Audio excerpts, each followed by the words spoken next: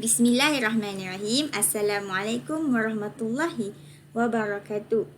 Hari ini kami daripada kumpulan 2 akan membentangkan tajuk pandangan ahli falsafah Islam, Barat dan Timur terhadap ilmu dan pendidikan serta cabang-cabang falsafah. Sebelum saya meneruskan pembentangan pada hari ini, saya mewakili ahli kumpulan 2 ingin merakamkan ucapan penghargaan kepada Dr. Azizi bin Jaafar selaku pensyarah bagi subjek EDUP 3013 bagi kelas kami. Ahli kumpulan kami terdiri daripada Hanis Hanani binti Helmi dan saya sendiri iaitu Zuraidah binti Muhammad Razli. Kami merupakan pelajar PISMP semester 1.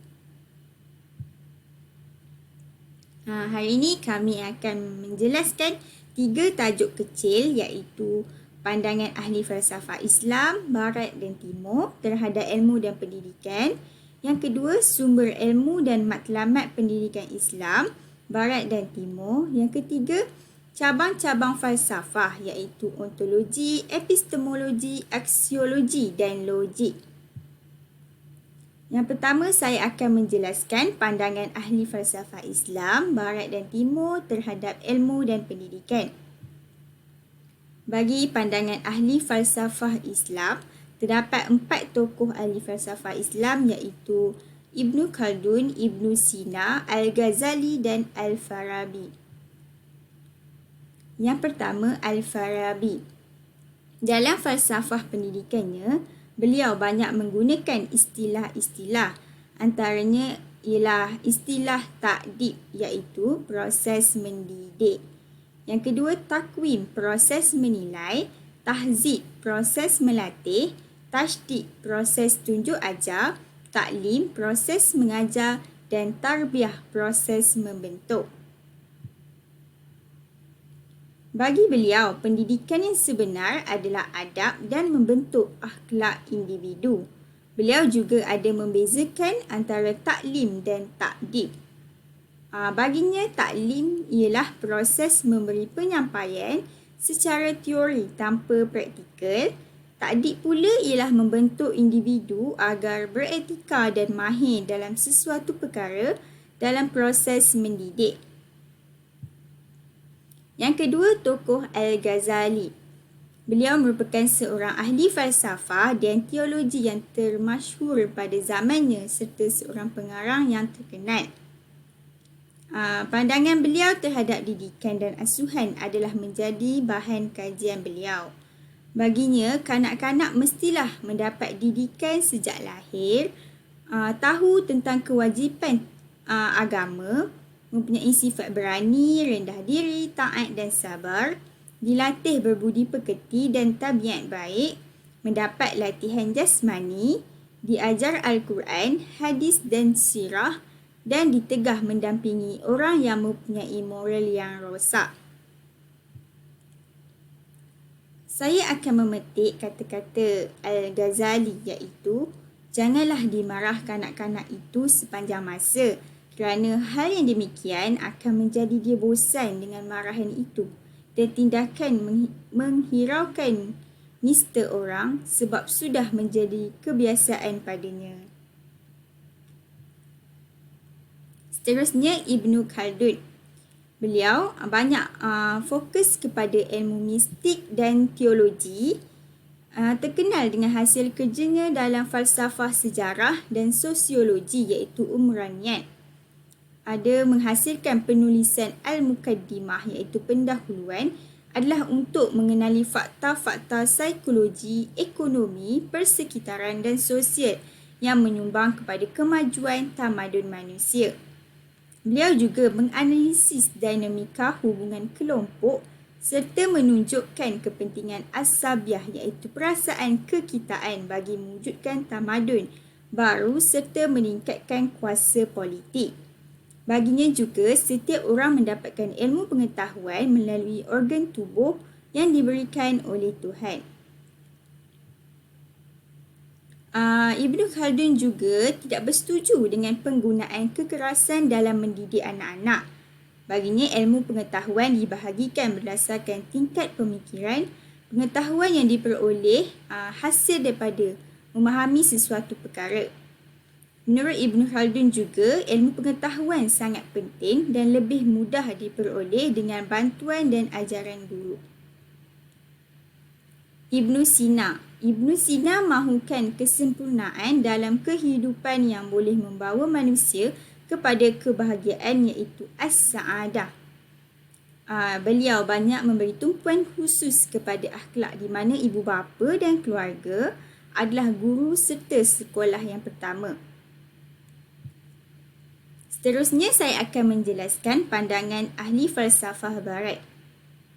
Yang pertama, Plato.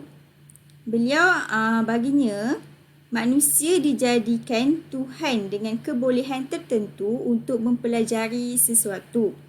Baginya juga, pendidikan melalui peralihan peribadi dan penumpuan kepada kebaikan alam sekeliling. Pendidikan ialah satu proses untuk membentuk individu yang berakhlak mulia. Plato juga ada menyokong pendapat Sokrates bahawa tujuan pendidikan ialah memberi latihan moral kewarganegaraan yang baik. Proses pendidikan dapat membentuk warga negara yang baik serta setia dan mematuhi undang-undang negara. Yang seterusnya, Aristotle. Beliau merupakan ahli falsafah Greek, mengajar bahawa Tuhan yang Maha Kuasa lebih berkuasa dari yang lain-lain. Baginya, pendidikan sebagai ilmu yang bersifat etikal dan politikal. Pendidikan ialah memberikan setiap warga negara segala peluang untuk mencapai segala kebahagiaan hidupnya. Proses pendidikan dapat melatih warga negara mematuhi peraturan dan tingkah laku yang baik dan cekap dalam pengurusan pentadbiran. Seterusnya, pandangan ahli falsafah timur. Yang pertama, ahli falsafah Confucius. Baginya, pendidikan adalah proses yang memupuk kesempurnaan tingkah laku manusia, dan ini boleh dicapai melalui amalan tingkah laku yang bersopan santun, pertimbang rasa, ikhlas hati, sederhana, menghormati orang tua, menyayangi orang yang lebih muda serta taat cinta kepada pemerintah dan negara. Individu mempunyai potensi yang berbeza dan oleh itu beliau mengajar muridnya mengikut kebolehan individu. Konfusianisme berpendapat pendidikan merupakan alat yang penting untuk mengekalkan nilai dan norma masyarakat dan seterusnya pula mengekalkan kebudayaan masyarakat yang penting untuk membawa kestabilan, kesejahteraan dan keharmonian hidup. Seterusnya, ahli falsafah Rabindranath Tagore. Beliau merupakan ahli falsafah dan penyair dari India. Baginya, pendidikan sebagai proses yang bertujuan untuk melahirkan manusia yang berfikiran sempurna, berupaya mencapai segala aspek kehidupan seperti aspek fizikal, intelek, moral dan kerohanian. Pendidikan harus menjadi satu proses yang hidup, dinamik serta realistik, iaitu tidak semata-mata terikat pada buku, tapi harus dihubung kaitkan dengan pengalaman kehidupan manusia sendiri. Itu sahaja penerangan daripada saya. Bagi tajuk sumber ilmu dan matlamat pendidikan Islam Barat dan Timur, saya akan serahkan kepada saudari Hanis Hanani binti Helmi. Sekian, terima kasih. Sumber ilmu dan matlamat pendidikan Islam Barat dan Timur. Islam, matlamat dan sumbangan falsafah pendidikan Islam, keesaan Allah, kepercayaan kepada Nabi dan Rasul, kepercayaan kepada wahyu Allah yang diturunkan kepada Nabi dan Rasul, semula jadi manusia tidak berdosa dan ia sangat berpotensi dalam perkembangan moral dan kerohanian. Seseorang bertanggungjawab atas tindakannya sendiri, kehidupan sesudah mati. Matlamat dan sumbangan falsafah pendidikan Islam ialah mendidik murid supaya berakhlak mulia, mendidik roh supaya halus dan sempurna, mengasuh murid melakukan yang baik, terhormat dan mulia, membiasakan murid dengan kebersihan, kesucian dan keikhlasan serta amalan-amalan mulia. Barat. Falsafah pendidikan Barat terdapat dua, iaitu daripada segi tradisional dan moden. Tradisional iaitu perennialisme, esensialisme. Dari segi moden, progresivisme, rekonstruksionisme, eksistensialisme. Perennialisme berasal daripada perkataan perennial yang bermaksud tidak berubah. Bagi ahli perennialisme, ketulusan merupakan sesuatu yang tidak akan berubah. Pendidikan berfokuskan kepada carian dan sebaran ilmu yang tidak berubah-ubah. Konsep perennialisme berusulkan ciri-ciri asas semula jadi manusia berbentuk sejagat dan tidak berubah-ubah, seperti rasionaliti, iaitu berfikiran yang wajar.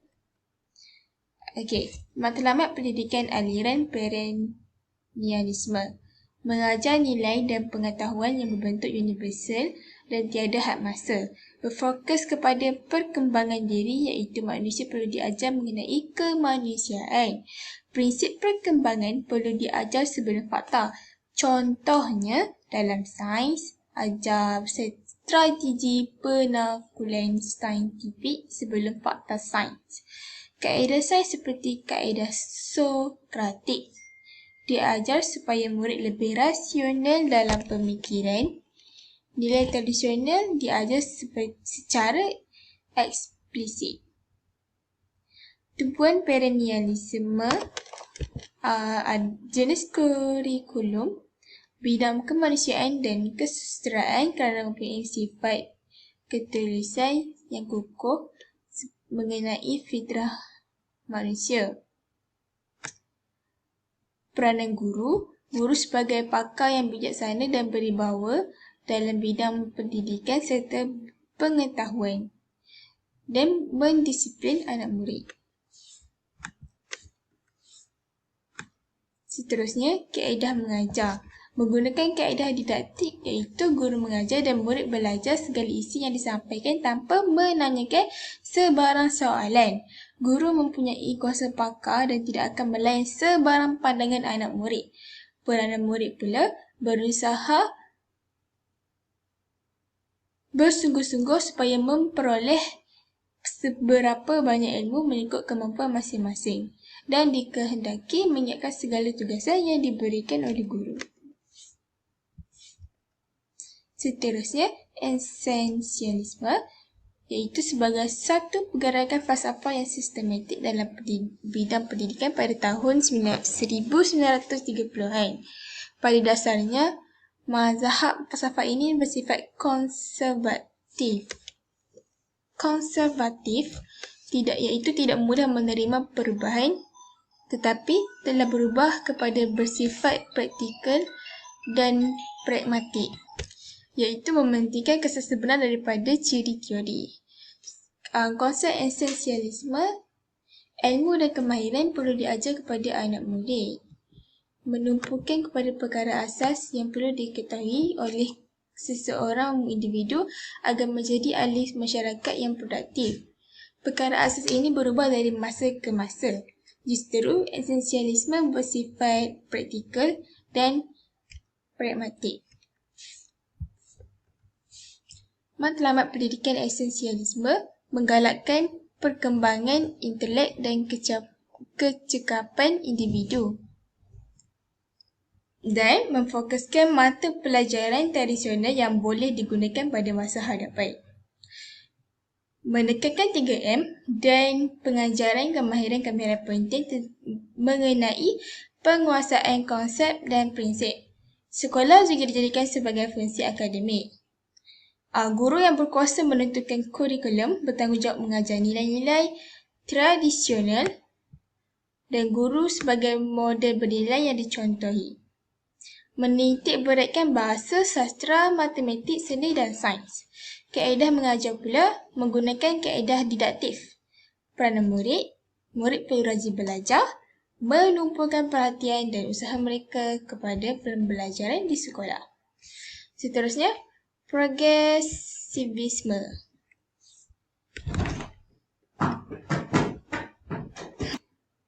Konsep progresivisme melihat perubahan sebagai intipati realiti. Ilmu hanya bersifat relatif dan tentatif, iaitu masih boleh diubah. Muridnya berupaya menyesuaikan diri terhadap perubahan. Matlamat pendidikan menggambarkan bakat dan minat setiap anak agar anak menjadi seorang pekerja. Melatih anak menjadi pekerja yang bekerja dengan otak dan hati. Menjadikan pengalaman sebagai proses pembelajaran dan pengajaran yang berkesan. Seterusnya,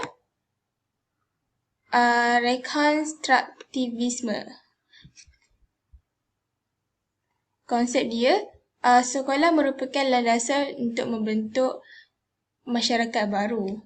Matlamat pendidikan berhasrat membaiki dan pembangunan semula masyarakat, membentuk corak masyarakat baru dan menghapuskan penyakit masyarakat merupakan tujuan utama pendidikan. Membentuk sekolah untuk memajukan kehidupan manusia melalui pendidikan, merencanakan sekolah sebagai tempat membentuk masyarakat baru. Seterusnya, eksistensialisme. Konsep eksistensialisme, seseorang individu bertanggungjawab ke atas diri sendiri, mempunyai kebebasan menentukan matlamat. Matlamat pendidikan eksistensialisme mendorong setiap individu agar berkeupayaan mengembangkan potensinya untuk pemenuhan diri. Implikasi falsafah eksistensialisme dalam pendidikan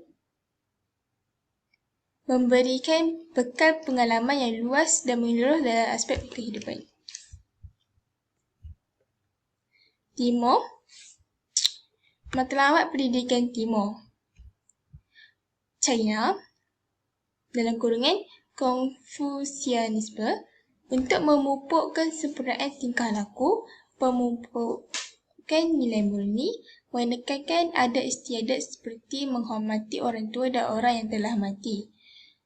Kalau Hindu pula, berkeyakinan pada karma, iaitu hidup masa kini mencerminkan hidup masa lampau, menekankan konsep drama iaitu kehidupan yang sempurna, dan menghormati kemanusiaan dalam hubungan sosial. Seterusnya, cabang-cabang falsafah. Cabang falsafah kita melihat ada terbahagi kepada 4 cabang, iaitu ontologi ataupun metafizik yang berkaitan dengan kajian realiti, kemudian epistemologi yang berkaitan dengan kajian ilmu, kemudian aksiologi yang berkaitan dengan kajian nilai, seterusnya logik yang berkaitan dengan penakulan. Okey, ontologi. Ontologi adalah satu cabang falsafah yang mengkaji tentang perkara-perkara seperti sifat realiti, apa yang wujud di dunia ini dan susun aturnya. Menurut takrifan dalam kamus, metafizik ataupun ontologi merujuk kepada yang jauh melangkau alam fizikal atau kebendaan. Metafizik bersifat spekulatif dan memberi fokus kepada perkaitan sebab akibat. Okey, seterusnya epistemologi, iaitu cabang falsafah yang mengkaji ilmu pengetahuan. Epistemologi mempersoalkan perkara seperti apa itu ilmu, bagaimana kita memperolehi ilmu, apakah berkaitan ilmu dengan pembelajaran.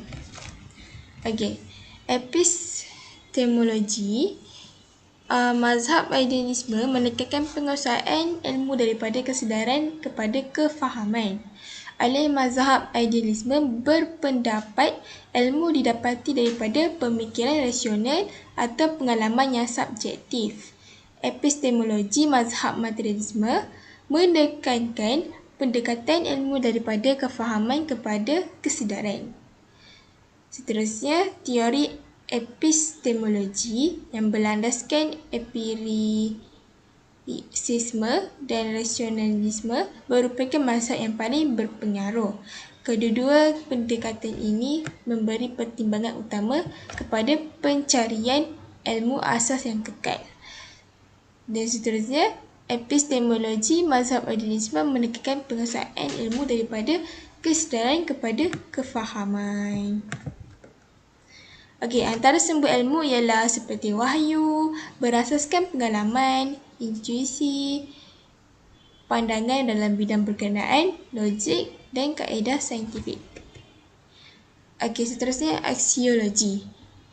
Aksiologi ini dapat dibahagikan kepada dua bahagian, iaitu etika dan estetika, yang merupakan bidang falsafah yang bergantung kepada nilai dan dikaitkan dengan teori.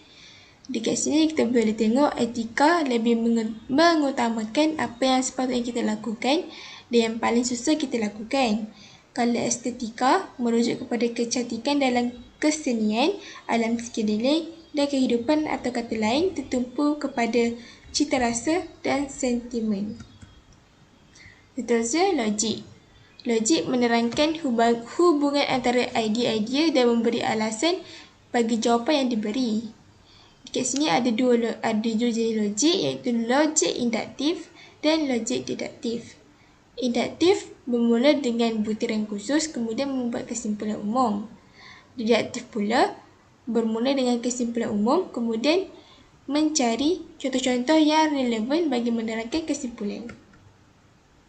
Ini ialah rujukan. Sekian, terima kasih. Kami bangga menjadi guru.